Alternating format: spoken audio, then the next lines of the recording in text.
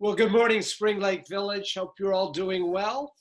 We are now on lecture 3 of our 5-part series on contested elections, just in time for the election on November 3rd, which will be upon us very, very shortly now. This week's lecture is entitled The Election of 1824, A Corrupt Bargain. So let me sort of provide you a little bit of the historical backdrop of this period. So we're now into the first quarter of the 19th century. But if we were to step back a couple of generations at the time of the founding of the American Republic, 18th century Americans would hardly have recognized the United States of 1824. Since 1789, the number of states had nearly doubled, growing from 13 to 24. The population had tripled from about 4 million in 1789 to nearly 10 million in 1820. And despite the cessation of the infamous international slave trade in 1807, the number of enslaved African Americans did continue to grow, rising from just 700,000 in 1780 to about 1.5 million in 1820. Native American nations continued to hold their lands, but by 1824, through a series of treaties, often negotiated by John Quincy Adams in conjunction with military campaigns spearheaded by General Andrew Jackson, the United States was laying claim to their territories, expanding the nation's holdings from the Atlantic to the Pacific Northwest. So last time we saw that the very bitter election of 1800 had ushered in a whole new chapter in American politics. It was the era of Democratic Republican electoral dominance. So the Democratic Republican Party would win 6 straight presidential elections, and no less than 3 of those presidents were from Virginia. That would, of course, include Thomas Jefferson, his successor, James Madison, and James Monroe. So as the War of 1812, the second great conflagration between the United States and Great Britain, came to a close, the old Federalist Party had been altogether shattered. In fact, in 1816, the Federalist Party would be dead when its candidate, Rufus King, lost decisively to James Monroe.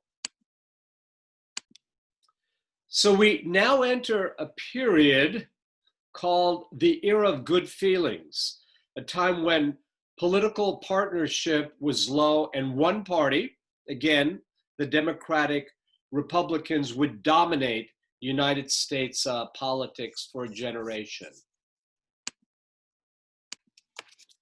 So already in 1818, during the congressional midterm elections, the Democratic Republicans would sweep to victory, controlling some 85% of seats in US Congress. A supermajority like this would never again occur, even during the Reconstruction era, when Republicans, their majority swelled, but never again would we see such an overwhelming number of one party amassing so much control over Congress. As I mentioned, Monroe would succeed Madison for 2 terms. So this era, 1817, 1825, is often regarded as a stable, prosperous period in American history. Again, the so-called era of good feelings. America had ended its war with the British in 1812. Mercantilism was on the rise. There was an explosion in trade. people now felt a sense of stability in America, and the old system, the old political, the fractious, highly charged old party system or first party system between Federalists and Democratic Republicans had come to an end. Thomas Jefferson had entered into retirement and would spend his twilight years on his beloved Monticello. And he was enormously satisfied knowing that his vision, his Jeffersonian model of republicanism ruled the day. Every major candidate at that time regarded himself as a Republican and was fiercely in opposition of the old system of intense factionalism. Yet, despite this outward facade of good feelings on the political landscape, within the Democratic Republican Party, there were fissures. There were, in fact, great internal divisions that would become manifest very shortly on the eve of the campaign for the election of 18. Now, while the Democratic Republican Party was the major powerhouse on the political landscape, in fact, the Democratic Republicans had, in fact, co-opted many of the important ideas of the Federalists, especially in the area of the economy, the idea of a national bank, and then subsequently a second national bank had widespread support. So many of the economic policies of Alexander Hamilton held great sway and great appeal.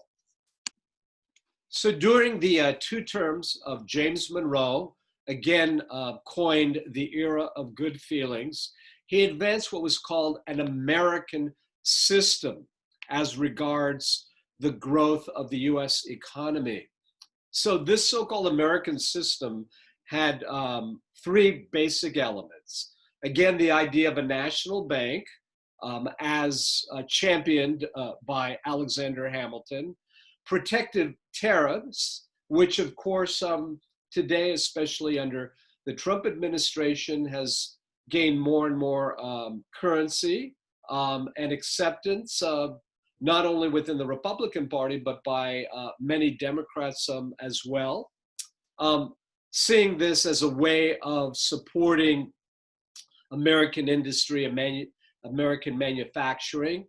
And finally, the idea of federally funded internal improvements, which again has support even in our own times, not only among a huge majority of the Democratic Party, but as well as by the Republican Party as well. And this was one of the sort of part of Trump's platform during his first term, but that was not realized, at least thus far, one could argue. So again, although this was a flowery and upbeat chapter in the young republic, not even 60 years old, there was, again, within the political landscape,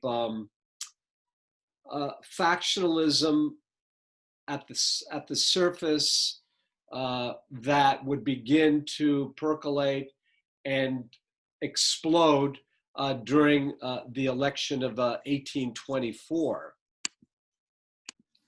So in the lead up to the 1824 election, a new kind of politicking would emerge. A presidential race was not a popularity contest any longer, but a presidential race was not a popularity contest, but now it would become so. A candidate succeeded by appealing to other professional politicians as much as to ordinary citizens. and the appeal itself remained oblique to the point of coyness. A presidential candidate of 1824 could no more afford to be seen openly campaigning than a candidate, let's say, for the throne of St. Peter today.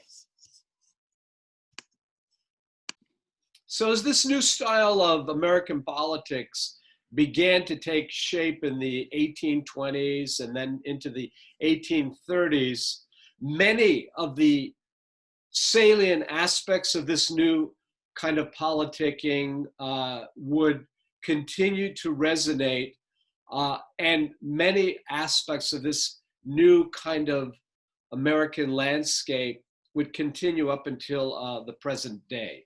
So in this modern system that was evolving, political parties would play a very, very crucial role, trying to create coalitions with different demographic groups, various diverse groups. And we see this on steroids even today, as each of the political party tries to establish various kinds of coalitions and identify itself with different areas of our electorate.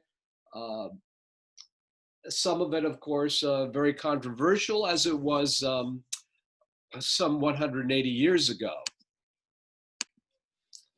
So the emerging modern parties would break away from the old established tradition based upon personal loyalty and party and patronage within the disparate parties.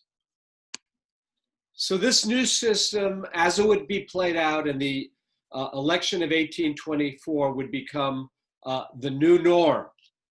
At this date, there had been no system for nominating candidates had been created.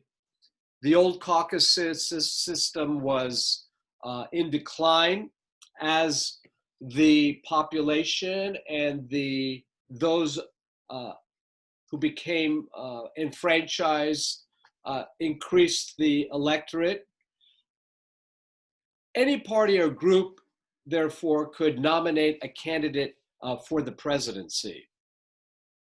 And it should be noted, whereas today, in which we elect presidential candidates in the first half of the 19th century did not travel and make rallies or make political stumps or campaign stumps throughout the countryside, giving speeches or offer well-defined platforms.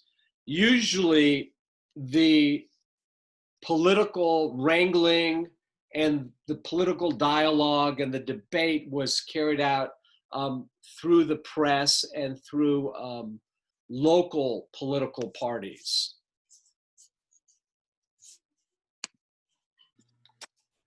So again, public addresses, either by candidates or their surrogates, were actually quite rare. If there were deals to be made, it was the friends who made them, allowing the aspirant himself to stand perhaps loftily above the fray.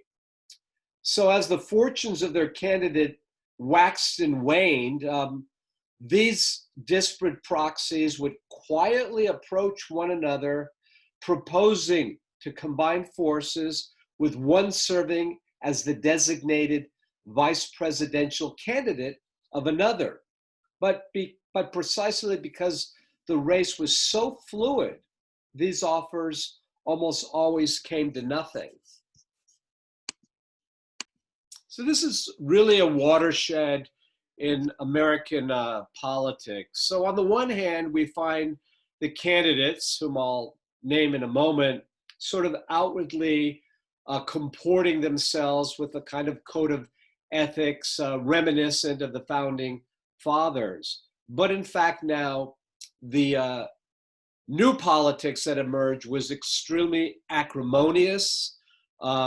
We often find journalists and political cronies hurling all sorts of invective against the other party, making up scurrilous stories about the other. This is a period in which the proxies would outwardly lie about their opponents. There would be scurrilous rumors bent on destroying the reputations of the opposing party, etc. So, for example, in 1824, John Quincy Adams, of course, the son of our second president, John Adams, he was the subject of a very scurrilous attack, accused of going to church without shoes, of not wearing undergarments, etc. So it became a very ugly personal campaign that emerged during the campaign season of 1824. So 4 major candidates would emerge for the presidential election of 1824. At the top of the list was John Quincy Adams, who would represent New England interests and sort of the last vestiges of the old Federalist Party. On paper, no candidate was more qualified for the presidency than John Quincy Adams of Massachusetts. Of course, he was the son of the second president of the United States. John Quincy had studied at Harvard and served under James Madison as United States minister to Russia. After his recall in 1814, he would play a major role in crafting and negotiating the Treaty of Ghent, which brought an end to the 1812 war between the United States and Great Britain. But Quincy Adams lacked one ingredient that was so necessary for success, and that is charisma. In addition, physically, he was not necessarily the, let's say, most appealing of the candidates. He was bald, he was short in stature, somewhat overweight, despite being an avid swimmer. Quincy Adams felt most comfortable among his books, and oftentimes people thought he was very aloof and somewhat dour. Among intellectuals, or when inspired by a topic of interest, for example, slavery, which he firmly opposed, Adams sometimes let down his guard. And when he had drunk a little bit too much wine, he was known to be overly talkative. There was a part of him that really did disdain politics. He would have been very happy to be a professor in one of the major universities. The second candidate, William H. Crawford of Georgia, was strongly favored by Congress. He represented a small group known as the Old Republicans, or the Radicals. And the Radicals strongly distrusted the central government and argued for limited budgets, and they were against the protective tariffs, which was one of the features of this so-called new American system. Despite Crawford's hardline platform, he usually came off as quite affable and easygoing, although he could display a very violent temper. Supposedly, as Secretary of Treasury under James Monroe, he brandished his cane angrily at his president. Of the 4 candidates who would jockey for power, none crave victory more than Henry Clay. Born in Virginia, but now hailing from Kentucky, where he would rival Andrew Jackson for the role of candidate of the West, Henry Clay had served since 1811 as the Speaker of the House of Representatives, but he had no intention of stopping there. Though Clay had failed to displace his rival, John Quincy Adams, as James Monroe's Secretary of State, the office that was traditionally regarded as the last step before the presidency, he did determine to run for president in 1824. Now, Clay was a great champion of the American system on economic policy of internal improvements for transportation and agriculture, funded by taxation. As we mentioned, a protective tariff on behalf of American industry, and also one of the major features of the American system, the preservation of a national bank. And then there was Andrew Jackson, who competed with Henry Clay for support in the West, but lacked his opponent's political experience. Now, Jackson had served briefly as a judge, a governor of the Florida Territory, and member of the House of Representatives, and in 1824 was a US Senator. So Andrew Jackson appealed to the Western pioneer. Born in a log cabin in the Carolina frontier, General Andy, as he was known, had climbed and fought his way out of poverty to become a war hero, rough-hewn, known like Hickory, but now a Tennessee gentleman. Feisty and charismatic, he attracted supporters as a military hero and supported and his supposed advocacy of the common man. But he did repel others who regarded him as an ignorant frontiersman and an opportunist who many saw as wanting to seize dictatorial power. Both supporters and detractors, though, could agree on one thing. Jackson had a vicious temper. And although he lacked a well-defined political platform, he did support a somewhat more moderate version of Henry Clay's American system. Jackson garnered wide support in Pennsylvania, the South, and in the West. So these are the four candidates vying with one another for the presidency in 1824. So here gives you a thumbnail sketch of each of the candidates. So there we see Henry Clay of Kentucky, supported by the West, known again as the Great Compromiser. We have John Quincy Adams of Massachusetts, again supported by New England interests, distinguished career in the world of politics, in particular as a Secretary of State under James Monroe, and of course, the son of our second president. Then the fiery Andrew Jackson of Tennessee, great military hero supported in the West. And finally, William Crawford of Georgia, most of the support coming from the South. His experience as Secretary of Treasury, both under James Madison and James Monroe. This is a political cartoon in favor of Andrew Jackson during the election of 1824. Shows him as this sort of pompous general, sort of a la Napoleon Bonaparte, and before him, dead heroes, Native Americans. So this was a scurrilous political cartoon that had been printed by the opposition.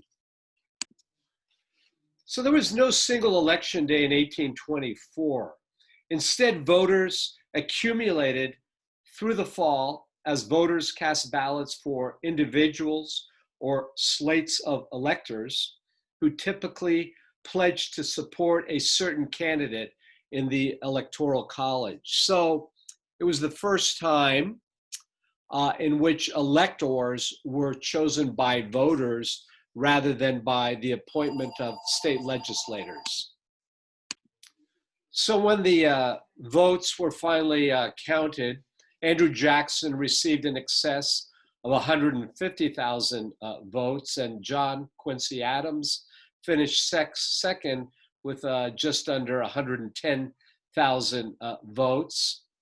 Henry Clay and William Crawford were a distant third and fourth. Now, Jackson received 99 electoral votes, namely from the West and the South.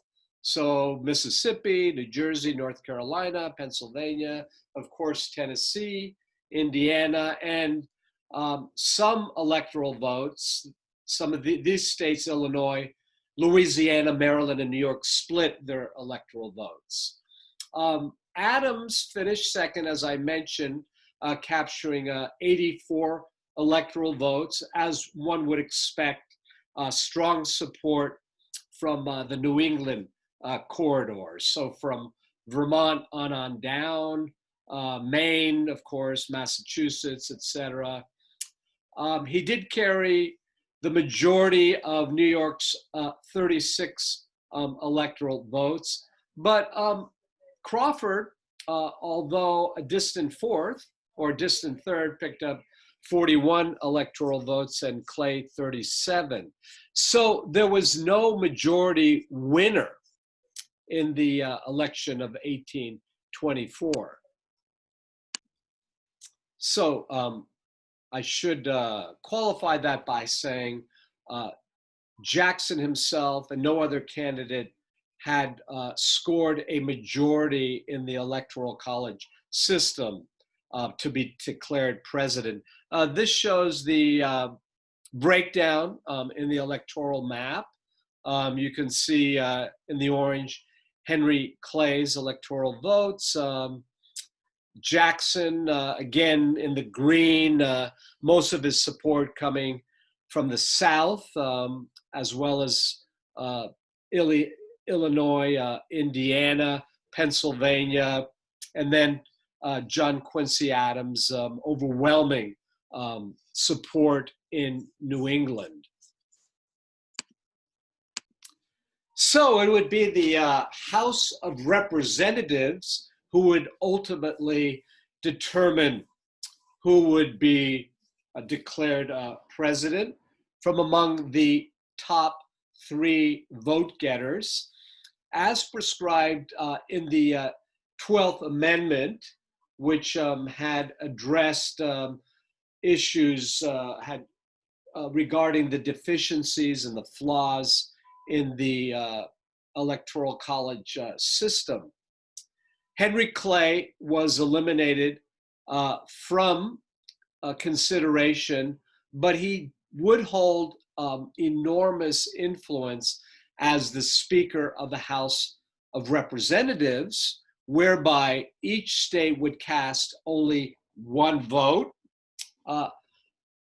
Crawford's had become quite ill, and now he would not become a major factor in the House of Representatives consideration. So the battle now really was between John Quincy Adams and Andrew Jackson. Jackson could argue that he had scored or had the greatest number in the popular vote, which he did, as well as in the electoral vote tallies. So he saw himself as the legitimate winner. So again, he had the majority of popular votes as well as electoral votes. But Jackson decided to stay in the background. He uh, did not want to appear as though he was involved in any kind of political backroom dealing or entering into secret sort of negotiations with individual members of Congress. Whereas John Quincy Adams very actively sought votes from members of Congress, even going so far as having a private meeting with Henry Clay, the Speaker of the House.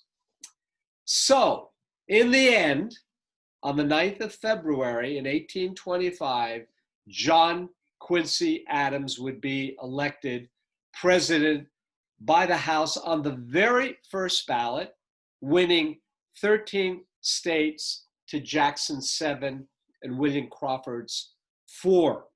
It turned out that Kentucky's delegation, which had received direction from the state legislature itself to vote for Jackson, decided in the end to back John Quincy, having been swayed by Henry Clay. So this absolutely infuriated Andrew Jackson, who saw it as this corrupt bargain that had been hatched between Henry Clay and John Quincy Adams. And although Quincy Adams would become the 6th president of the United States in 1824, just 4 years later, Andrew Jackson would get his revenge when he defeated Quincy Adams, who was trying to secure a second term as president, would go down to defeat at the hands of Andrew Jackson.